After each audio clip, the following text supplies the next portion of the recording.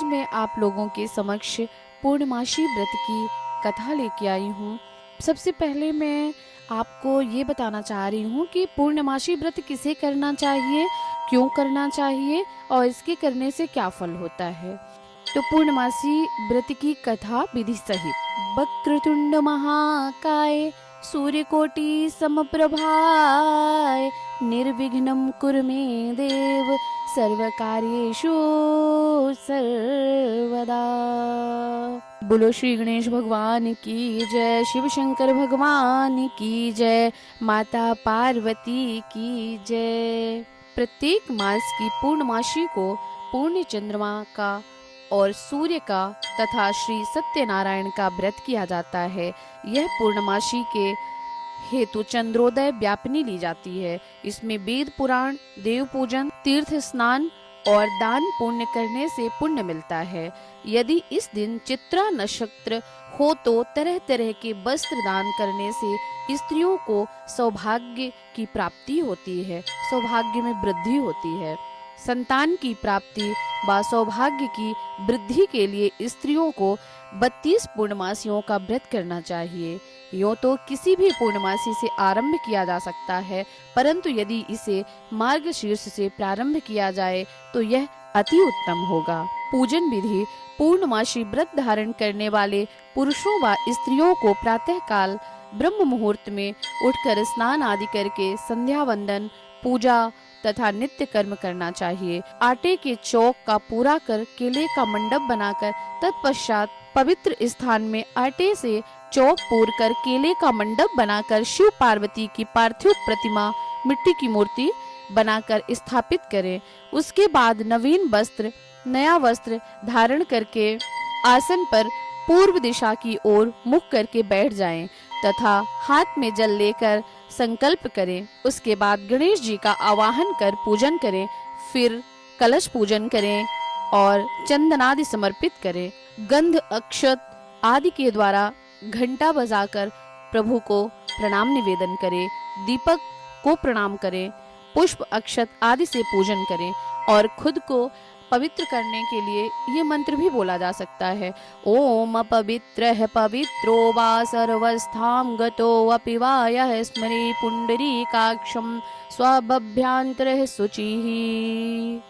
इस मंत्र के द्वारा पूजन सामग्री तथा अपने ऊपर जल छिड़के और सभी देवों का आवाहन कर पूजन करें। तत्पश्चात कथा सुननी चाहिए। पूजन के बाद फिर हमें कथा सुनना चाहिए और कथा हमें अवश्य सुनना चाहिए, पूर्णमासी व्रत की कथा। तो अब हम आपके समक्ष पूर्णमासी व्रत की कथा सुनाने जा रहे हैं, जो इस प्रकार है। अथ पूर्णमासी व्रत कथा। द्वापर युग में एक समय की बात है कि यशोदा जी ने श्री कृष्ण से कहा, हे श्री कृष्ण, तुम सारे संसार के उत्पन्न करता, पोषक तथा उसके संहार करता हो। आज कोई ऐसा व्रत मुझसे कहो जिसके करने से मृत्यु लोक में स्त्रियों को विधवा होने का भय नहीं रहता, विधवा होने का भय ना रहे तथा वह व्रत सभी मनुष्यों की मनोकांक्षाओं को पूर्ण करने वाला हो। श्री कृष्ण भगवान कहने लगे, हे माता, तुमने अति सुंदर प्रश्न किया है। मैं तुमसे ऐसे ही व्रत को विस्तार पूर्वक कहता हूँ। सौभाग्य की प्राप्ति के लिए स्त्रियों को 32 पूर्णमासी का व्रत करना चाहिए। इस व्रत के करने से स्त्रियों को सौभाग्य संपत्ति मिलती है तथा यह व्रत अचल सौभाग्य देने वाला एवं भगवान शंकर के प्रति मनुष्य मात्र की भक्ति को बढ़ाने वाला है। यशोदा जी कहने लगी, हे श्री कृष्ण, सर्वप्रथम इस व्रत को मृत्यु लोक में किसने किया था, इसके विषय में विस्तार पूर्वक मुझसे कहो। श्री कृष्ण जी कहने लगे कि इस भूमंडल पर एक अत्यंत प्रसिद्ध राजा चंद्रहास से पालित अनेक प्रकार के रत्नों से परिपूर्ण कार्तिका नाम की एक नगरी थी। वहाँ धनेश्वर नाम का एक ब्राह्मण था और उसकी स्त्री अति सुशीला रूपवती नाम की थी। दोनों ही उस नगरी में बड़े प्रेम के साथ रहते थे। घर में धन धान्य आदि की कोई कमी नहीं थी। संतान न होने की वजह से उनको बड़ा दुख था। एक समय एक बड़ा तपस्वी योगी उस नगरी में आ गया। वह योगी उस ब्राह्मण के घर को छोड़कर अन्य सभी घरों से भिक्षा लाकर भोजन किया करता था। वह योगी एक दिन रूपवती से भिक्षा ना लेकर किसी अन्य घर से भिक्षा लेकर गंगा के किनारे जाकर भिक्षान्न को प्रेम पूर्वक खा रहा था कि धनेश्वर ने योगी का यह सब कार्य किसी प्रकार से देख लिया। अपनी भिक्षा के अनादर से वह दुखी होकर धनेश्वर योगी से बोला, हे महात्मन, आप सब घरों से भिक्षा लेते हैं परंतु मेरे घर की भिक्षा कभी नहीं लेते, इसका क्या कारण है? तब योगी कहने लगा कि मैं निसंतान के घर की भीख पतितों के अन्न तुल्य होती है और जो पतितों का अन्न खाता है वह पतित हो जाता है। चूंकि तुम निसंतान हो अतः पतित हो जाने के भय से मैं तुम्हारे घर की भिक्षा नहीं लेता हूँ। यह बात धनेश्वर सुनकर अपने मन में बहुत दुखी हुआ और हाथ जोड़कर योगी के पैरों पर गिर पड़ तथा आर्त भाव से कहने लगा, हे महाराज, यदि ऐसा है तो आप मुझको संतान प्राप्ति का उपाय बताएं। आप सर्वज्ञ हैं, मुझ पर अवश्य ही कृपा कीजिए। धन की मेरे घर में कोई कमी नहीं, परंतु मैं निसंतान होने के कारण अत्यंत दुखी हूँ। आप मेरे इस दुख को दूर करें, आप सामर्थ्यवान हैं। यह सुनकर योगी कहने लगा, हे ब्राह्मण, तुम चंडी की आराधना करो। घर आकर उसने अपनी स्त्री से यह सारा वृत्तांत कहा और स्वयं तप के निमित्त वन में चला गया। वन में जाकर उसने चंडी की उपासना की, उपवास किया। चंडी ने 16वें दिन उसको स्वप्न में दर्शन दिया और कहा, हे धनेश्वर, जा तेरे पुत्र होगा, परंतु वह 16 वर्ष की आयु में ही मृत्यु को प्राप्त हो जाएगा। यदि तुम दोनों स्त्री पुरुष 32 पूर्णमासियों का व्रत विधि पूर्वक करोगे तो वह दीर्घायु हो जाएगा। अपनी शक्ति सामर्थ्य के अनुसार आटे के दिए बनाकर शिव जी का पूजन करना, परंतु पूर्णमासी तो 32 हो जानी चाहिए। प्रातः काल होने पर इस स्थान के समीप ही तुमको एक आम का वृक्ष दिखाई देगा। उस पर तुम चढ़कर एक फल तोड़कर शीघ्र अपने घर चले जाना। अपनी स्त्री से यह सारा वृत्तांत कहना। ऋतु स्नान के पश्चात वह स्वच्छ होकर श्री शंकर भगवान जी का ध्यान करके उस फल को लेगी। तब शंकर भगवान की कृपा से उसको गर्भ हो जाएगा। जब वह ब्राह्मण प्रातः काल उठा तो उसने उस स्थान के पास ही एक आम का वृक्ष देखा जिस पर एक अत्यंत सुंदर आम का फल लगा हुआ था। उस ब्राह्मण ने उस आम के वृक्ष पर चढ़कर उस फल को तोड़ने का प्रयत्न किया, परंतु वृक्ष पर कई बार प्रयत्न करने पर भी वह ना चढ़ पाया। तब तो वह ब्राह्मण बहुत ही चिंता मग्न हुआ और विघ्न विनाशक श्री गणेश जी की वंदना करने लगा।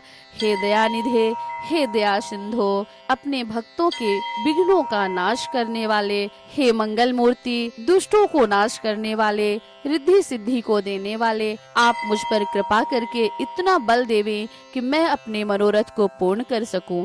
इस प्रकार गणेश जी की प्रार्थना करने पर उनकी कृपा से धनेश्वर वृक्ष पर चढ़ गया और उसने एक अति सुंदर आम का फल देखा। उसने सोचा कि जो वरदान से फल मिला था वह यही है और कोई फल दिखाई नहीं देता। उस धनेश्वर ब्राह्मण ने जल्दी से उस फल को तोड़कर अपनी स्त्री को ला कर दिया और उसकी स्त्री ने अपने पति के कथनानुसार फल को खा लिया और वह गर्भवती हो गई। देवी जी की असीम कृपा से उसके एक अत्यंत सुंदर पुत्र पैदा हुआ जिसका नाम उन्होंने देवदास रखा। माता पिता के हर्ष और शोक के साथ वह बालक शुक्ल पक्ष की चंद्रमा की भांति अपने पिता के घर में बढ़ने लगा। भवानी की कृपा से वह बालक बहुत ही सुंदर, सुशील और विद्या पढ़ने में बहुत ही निपुण हो गया। दुर्गा जी की आज्ञानुसार उसकी माता ने 32 पूर्णमासियों का व्रत करना आरंभ कर दिया था जिससे उसका पुत्र बड़ी आयु वाला हो जाए। 16वां वर्ष लगते ही देवदास के माता पिता को बड़ी चिंता हो गई और उनके पुत्र की इस वर्ष मृत्यु ना हो जाए। 16वां वर्ष लगते ही देवदास के माता पिता को बड़ी चिंता हो गई कि कहीं उनके पुत्र की इस वर्ष मृत्यु ना हो जाए। इसीलिए उन्होंने अपने मन में विचार किया कि यदि वह दुर्घटना उसके सामने हो गई तो वे इसे कैसे सहन कर सकेंगे। अस्तु उन्होंने देवदास के मामा को बुलाया और कहा, हमारी इच्छा है कि देवदास 1 वर्ष तक काशी में जाकर विद्या अध्ययन करे और हम उसको अकेला भी नहीं छोड़ना चाहते, इसीलिए उसके साथ तुम चले जाओ। 1 वर्ष बाद उसको लौटा लाना। सब प्रबंध करके उसके माता पिता ने काशी जाने के लिए देवदास को एक घोड़े पर बैठाकर उसके मामा को उसके साथ कर दिया, किंतु यह बात उसके मामा या किसी और से नहीं कही। धनेश्वर ने सपत्नी अपने पुत्र की मंगल कामना तथा दीर्घायु के लिए भगवती दुर्गा की आराधना और पूर्णमासियों का व्रत करना आरंभ कर दिया। इस प्रकार बराबर 32 पूर्णमासी का व्रत पूरा किया। कुछ समय बाद एक दिन वह दोनों मामा और भांजा मार्ग में रात्रि बिताने के लिए किसी ग्राम में ठहरे हुए थे। उसी दिन गांव में एक ब्राह्मण की अत्यंत सुंदरी, सुशीला, विदुषी और गुणवती कन्या का विवाह होने वाला था। जिस धर्मशाला के अंदर वर और उसकी बारात ठहरी हुई थी, उसी धर्मशाला में देवदास और उसके मामा भी ठहरे हुए थे। संयोगवश जब कन्या को तेल आदि चढ़ाकर मंडप आदि का कृत्य किया गया तो लग्न के समय वर को धनुर्वात हो गया। अस्तु वर के पिता ने अपने कुटुंबियों से परामर्श करके निश्चय किया कि यह देवदास मेरे पुत्र जैसा ही सुंदर है, मैं इसके साथ ही लग्न करवा दूंगा और बाद में विवाह के अन्य कार्य मेरे लड़के के साथ हो जाएंगे। ऐसा सोचकर देवदास के मामा से जाकर बोला कि तुम थोड़ी देर के लिए अपने भांजे को हमें दे दो, जिससे विवाह के लग्न का सब कार्य सुचारू रूप से हो सके। तब उसका मामा कहने लगा कि जो कुछ भी मधुपर्क आदि कन्यादान के समय वर को प्राप्त होंगे वह सब आप हमें दे देना, तो मेरा भांजा इस बारात का दूल्हा बन जाएगा। यह बात वर के पिता को स्वीकार कर लेने में कोई समस्या नहीं हुई और फिर उसने अपना भांजा वर बनाने को भेज दिया और उसके साथ विवाह कार्य सब रात्रि में विधि पूर्वक संपन्न हो गया। पत्नी के साथ वह भोजन ना कर सका और अपने मन में सोचने लगा कि ना जाने यह किसकी स्त्री होगी। वह एकांत में इसी सोच में गर्म श्वास छोड़ने लगा तथा उसकी आंखों में आंसू भी आ गए। तब बधू ने पूछा कि क्या बात है, आप इतने उदासीन व दुखी क्यों हो रहे हैं? तब उसने सब बात जो वर के पिता व उसके मामा में हुई थी उसने सब बताई। तब कन्या कहने लगी कि यह ब्रह्म विवाह के विपरीत है, यह कैसे हो सकता है? देव, ब्राह्मण और अग्नि के सामने मैंने आपको ही अपना पति बनाया है, इसीलिए आप ही मेरे पति हैं। मैं आपकी ही पत्नी रहूंगी, किसी अन्य की कदापि नहीं। तब देवदास ने कहा, ऐसा मत करिए, क्योंकि मेरी आयु बहुत थोड़ी है, मेरे बाद आपकी क्या गति होगी। पहले इन बातों को अच्छी तरह विचार लो। परंतु वह दृढ़ विचार वाली थी। वह बोली कि जो आपकी गति होगी वही मेरी भी गति होगी। हे स्वामिन, आप उठिए और भोजन करिए, आप निश्चय ही भूखे होंगे। इसके बाद देवदास और उसकी पत्नी ने भोजन किया तथा शेष रात्रि भर वे सोते रहे। प्रातःकाल 4 बजे देवदास ने अपनी पत्नी को 3 नगों से जड़ी हुई एक अंगूठी दी, एक रुमाल दिया और बोला, हे प्रिय, इसे लो और संकेत समझकर स्थिर चित्त हो जाओ। मेरा मरण और जीवन जानने के लिए एक पुष्प वाटिका बना लो, उसमें सुगंधी वाली एक नव मल्लिका लगा लो, उसको प्रतिदिन जल से सींचा करना और आनंद के साथ खेलो कूदो तथा उत्सव मनाओ। जिस समय और जिस दिन मेरा प्राणांत होगा तो ये फूल सूख जाएंगे और जब ये फिर से हरे हो जाए तो जान लेना कि मैं जीवित हूँ। यह बात निश्चय करके समझ लेना, इसमें कोई संशय नहीं है। यह समझाकर वह चला गया। प्रातः काल होते ही वहाँ पर बाजे गाजे बजने लगे और जिस समय विवाह के कार्य समाप्त करने के लिए वर तथा सब बाराती मंडप में आए तो कन्या ने वर को भली प्रकार देखकर अपने पिता से कही कि यह मेरा पति नहीं है, जिसके साथ रात्रि में मेरा पाणिक ग्रहण हुआ था, इसके साथ मेरा विवाह नहीं हुआ है। यदि यही है तो ये बताए कि मैंने इनको क्या दिया है।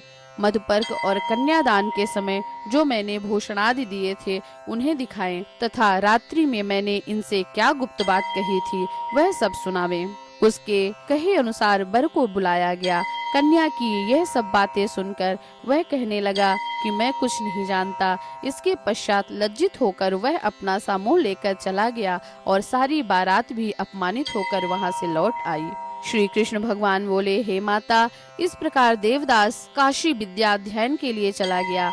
जब कुछ समय बीत गया तो काल से प्रेरित होकर एक सर्प रात्रि के समय उसको डसने के लिए वहां आ गया। उस विषधर के प्रभाव से उसके शयन का स्थान चारों ओर से विष की ज्वाला से विषैला हो गया, परंतु व्रतराज के प्रभाव से सर्प उसको काटने ना पाया, क्योंकि उसकी माँ ने पहले ही 32 पूर्णमासियों का व्रत कर रखा था।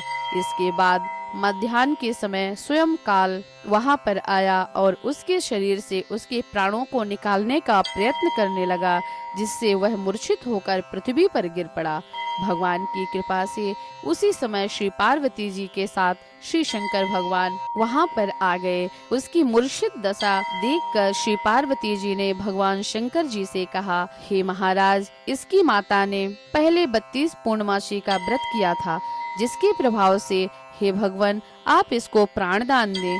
भवानी के कहने पर भक्त वत्सल भगवान शिव जी ने उसको प्राण दान दे दिया। इस व्रत के प्रभाव से ही काल को छोड़ देना पड़ा और वह स्वस्थ होकर बैठ गया। उधर उसकी स्त्री उसके काल की प्रतीक्षा किया करती थी।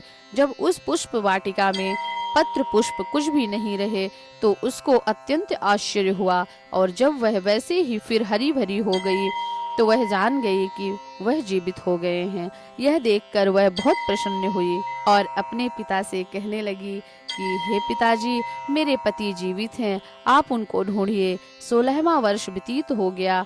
तब देवदास भी अपने मामा के साथ काशी से चल दिया। इधर उसके ससुर उसको ढूंढने के लिए अपने घर से जाने वाले थे कि वह दोनों मामा और भांजा वहीं पर आ गए। उसको आया देखकर उसका ससुर भी बड़ी प्रसन्नता के साथ अपने घर में उसे ले आया। उस समय नगर के निवासी भी वहां इकट्ठे हो गए और सब ने निश्चय किया अवश्य ही इसी बालक के साथ उस कन्या का विवाह हुआ था। उस बालक को जब कन्या ने देखा तो पहचान लिया और कहा कि यह तो वही है जो संकेत करके गया था। तदुपरांत सभी कहने लगे कि अच्छा हुआ जो यह आ गया, और सब नगरवासियों ने खुशी मनाई। कुछ दिन पश्चात देवदास अपनी पत्नी तथा मामा के साथ अपने ससुर के घर से बहुत सा दान दहेज में लेकर अपने घर के लिए चला गया। गांव में आने पर तो कई लोगों ने उसको देखकर उसके माता पिता को पहले ही जाकर खबर दे दिया कि तुम्हारे पुत्र देवदास अपनी पत्नी और मामा सहित आ रहे हैं।